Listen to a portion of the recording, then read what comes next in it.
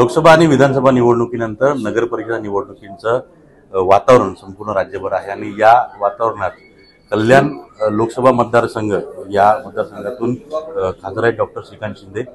त्यांच्या मतदारसंघामध्ये अंबरनाथ नगर परिषद निवडणूक आहे. या निवडणुकीमध्ये कशा रीतीनं विकासाची कामे त्यांनी जी केलेली आहेत ती लोकांपर्यंत पोहोचवली जात आहेत किंवा अंबरनाथ हे शहर जे आहे याला भविष्यात आणखीन कसा विकास द्यायचा या सर्व गोष्टी अनेक मुद्दे घेऊन तुम्ही प्रचारामध्ये गेलात.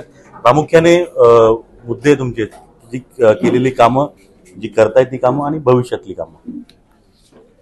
अंबरनाथ शहरामध्ये जी कामं झालेली आहेत, जी विकासाची कामं झालेली आहेत तीच आम्ही लोकांपर्यंत घेऊन जाण्याचं काम या निवडणुकीमध्ये आम्ही करतोय.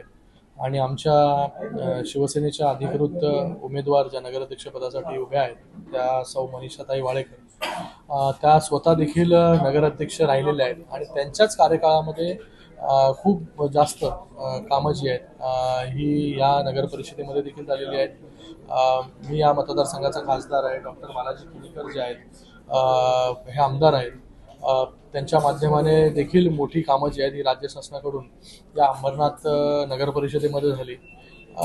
रेल्वेची असतील, रस्ते असतील, त्याचबरोबर नाट्यगृह आहे, स्पोर्ट्स स्टेडियम आहे, मेडिकल कॉलेज आहे, कोर्ट आहे, अशी अनेक कामं सांगायला गेली की खूप मोठी यादी जी आहे ही कामांची आहे. पण अंबरनाथ नगर परिषदेचं एक वैशिष्ट्य आहे की इकडचे सगळे रस्ते जे आहेत, मला वाटतं 95% रस्ते हे सिमेंट कॉन्क्रीटचे झालेले आहेत. आपण जेव्हा नगर परिषदेच्या निवडणुका लढतो, महानगरपालिकेच्या निवडणुका लढतो, तरी देखील आपण प्रचार काय करतो? रस्त्यांचा, चांगले रस्ते करू, पाणी देऊ. तो मुद्दा राहिला नाही. आता तो मुद्दा जो आहे तो रस्त्याचा मुद्दा राहिलेला नाहीये. आम्ही त्याच्या पुढे गेलेलो आहोत. रस्ते तर झालेलेच आहेत सिमेंट कॉन्क्रीटचे चांगले. आता लोकांना चांगली उद्यानं मिळाली पाहिजे.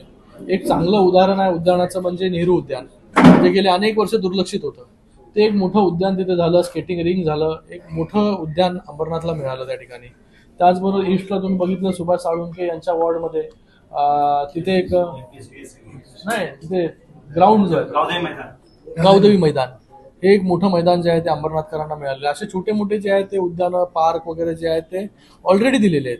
त्यानंतर MPSC UPSC भवन बोललो ना तुम्हाला, रस्त्याच्या पलीकडे जाऊन म्हणजे गटर, मीटर, वॉटर, रोटी, कपडा, मकान हे जे वाक्य होती निवडणुकांमध्ये उमेदवारांची असेल तेच चालायचे. त्याच्या पुढे बघा ना, MPSC UPSC भवन आज त्याच्यामधून चांगलं प्रशिक्षण जे आहे ते आपल्या विद्यार्थ्यांना मिळत आहे. पुढे जाऊन MPSC मध्ये UPSC मध्ये त्यांना जो आहे त्याचा संधी जी आहे ती मिळण्याचं काम जे आहे ते त्या सेंटर्समधून होत आहे. त्याचबरोबर शूटिंग रेंज केलं. आज जर आपण पाहिलं तर शूटिंग रेंजमधून नॅशनलला क्वालिफाय झालेले आमची मुलं आहेत. त्यानंतर मेडिकल कॉलेज, कोणी विचार नव्हता केला की अंबरनाथ सारख्या शहरामध्ये आणि नगर परिषदेमध्ये, तुम्ही महाराष्ट्रामध्ये जावा कुठेही, की नगर परिषदेमध्ये मेडिकल कॉलेज. माझा एक प्रश्न होता, मेडिकल कॉलेज आपण केलं, तो 1 वर्ष त्याला पूर्ण झालं, ऍडमिशन झालंय. इंडोर आउटडोर स्पोर्ट्स स्टेडियम आपण करतो, त्याचं काम प्रगतीपथावरती. नाट्यगृहाचं उद्घाटन अलीकडेच झालंय. एक प्रश्न होता की अंबरनाथ शहर हे असं आहे की त्याच्या चारही बाजूने आता समृद्धी महामार्ग असेल किंवा विरार अलिबाग कॉरिडॉर असेल, वेगवेगळे महामार्ग इथे येत आहेत. शहराची कॅपॅसिटी जी आहे ती कुठेतरी आता वाढलेली आहे किंवा वाढवण्याचं काम केलं पाहिजे, जेणेकरून हे सगळा जे विकास येतो आजूबाजूने तो या शहरामधल्या लोकांना त्याचा फायदा होईल. नक्कीच. आता MIDC आहे बघा, अंबरनाथची एक्सटेंडेड आहे अजून MIDC अंबरनाथमध्ये. त्याचबरोबर हे तुम्ही सांगितले रस्ते, विरार अलिबाग कॉरिडॉर असेल, त्याचबरोबर DFCC कॉरिडॉर आहे बाजूने, त्याचबरोबर समृद्धी महामार्ग आमनेला जवळच आहे इथे. त्याचबरोबर आम्ही अजून एक ऍक्सेस कंट्रोल रोड बनवतोय डायरेक्ट बदलापूर अंबरनाथ पासून ते थेट नवी मुंबई एअरपोर्ट पर्यंत.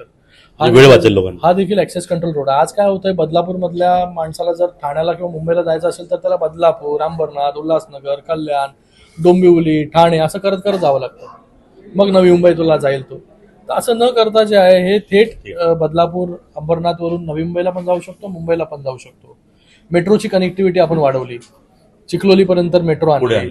चिखलोली स्टेशन तुम्ही किती वर्ष झाले ऐकत होते, ते होतच नव्हतं. चिखलोली स्टेशन झालं केंद्र सरकारच्या माध्यमाने. मंदिराचं काम जे आहे ते मोठ्या प्रमाणामध्ये चालू आहे. तर हे अंबरनाथ जसं हे शहर आहे ते आता वाढतंय, तर त्याच्या गरजा देखील वाढत आहेत. येणाऱ्या काळामध्ये पाले बघा आपण चांगलं. तुम्ही जे म्हणालात की अंबरनाथ वाढतंय तर कुठे जातं, ते आता पाल्याकडे चाललं. तर त्या ठिकाणी अंबरनाथ जे आहे ते एक्सटेंड होत आहे. आणि ह्या सगळ्या याच्यामध्ये अंबरनाथमध्ये येणाऱ्या काळामध्ये ज्या ज्या गरजा लागतील अंबरनाथकरांना त्या सगळ्या पूर्ण करण्याचं काम ऑलरेडी आम्ही सुरू केलेलं आहे. तर ह्या निवडणुकीमध्ये जो प्रचार असणार आहे तो ऑलरेडी झालेल्या कामांवरती असणार आहे. आणि जे होऊ घातलेली कामं आहेत ती तर आम्ही सांगणारच आहोत लोकांना की अजून आम्ही काय काय लोकांना देणार आहोत ते. तर असं नाही आहे की काही दिलं नाही आणि फक्त आम्ही लोकांना आश्वासन जाऊन देणार आहोत. आम्ही जी केलेली कामं आहेत, जी आता कामं पूर्ण झालेली आहेत, ती लोकांना देखील माहिती आहेत. त्याचा अनुभव घेत आहेत लोक. पण लोकसभा विधानसभेनंतर पहिली अशी निवडणूक आहे जिथं माहिती नाही आहे. तिथून बोललं जाते की आम्ही 2.5 वर्ष मागितली होती पण आम्हाला एकच वर्ष दिलं गेलं होतं. ही इथे कुठेतरी माहिती होऊ नये याकरता प्रयत्न आले. माझ्याबरोबर चर्चा झाली होती त्यांची. आम्ही देखील शेवटपर्यंत जो आहे तो प्रयत्न केला त्याच्यामध्ये. तर काही कारणास्तव जी आहे ती महायुती झाली नाही. आता जी आहे ही फ्रेंडली फाईट जी आहे ही महायुतीमध्ये सुरू आहे. म्हणजे पण माहिती इथे होत होती पण कुठल्या कारणामुळे फिसकटली. आता कारणं जी आहे ती वेगवेगळी असतील. मला वाटतं त्या कारणांमध्ये आता जाऊन काय उपयोग नाही. कारण की आता निवडणुकीला जे आहे ते 4च दिवस राहिलेले आहेत.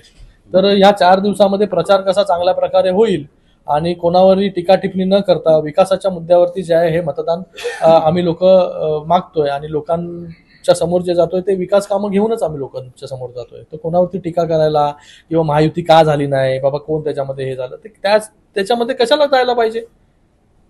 आज सगळ्याच्या सगळ्या जागा ज्या आहे हे शिवसेना लढवते आणि सगळ्याच्या सगळ्या जागा ज्या आहेत ते शिवसेना जिंकेल आणि त्याचबरोबर नगराध्यक्ष पदाच्या उमेदवार जे आहे ते मोठ्या मताधिक्याने निवडून येतील ह्याच्यासाठी आमचे प्रयत्न चालू आहेत. मधल्या काळात फोडाफोडीचं राजकारण भरपूर झाला होता. कुठेतरी थांबलं असं वाटत होतं पण नुकताच एक प्रवेश झालेला आहे.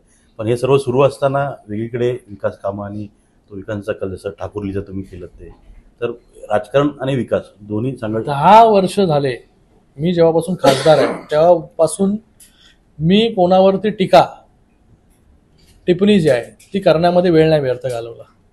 कोण काय बोलते त्याच्याकडे लक्ष न देता आपण आपलं काम जे आहे ते करत राहिलं पाहिजे. आपली रेख जी आहे ती आपण वाढवली पाहिजे. कोणाची रेख जी आहे ती कमी करण्याचा प्रयत्न माझ्याकडून होत नाही. आपण आपल्या कामाच्या जोरावरती जे आहे ते लोकांच्या पुढे जातो. मला लोकांनी कामाच्या जोरावरतीच 3 वेळा जे आहे ते मोठ्या मताधिक्याने जे आहे ते निवडून दिलं.